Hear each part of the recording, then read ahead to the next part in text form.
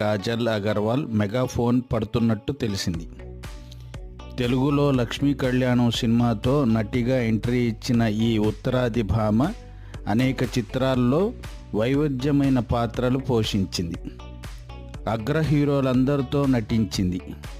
ఆ మధ్య బాలకృష్ణతో భగవత్ కేసరి సినిమాలో నటించింది. ప్రస్తుతం కన్నప్ప సినిమాలో నటిస్తుంది.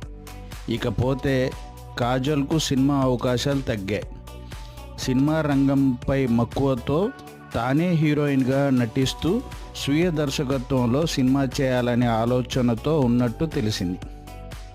బాలీవుడ్ నటి కంగనా రనౌత్ స్ఫూర్తితో కాజల్ దర్శకత్వం బాట పట్టిందని ప్రచారం జరుగుతుంది. నటిగా అవకాశాలు తగ్గినా వ్యాపార రంగంలో ఉంది. ఈ సమయంలో దర్శకత్వం చేయటం కొంత రిస్క్ అని సన్నిహితులు భావిస్తున్నారట. కానీ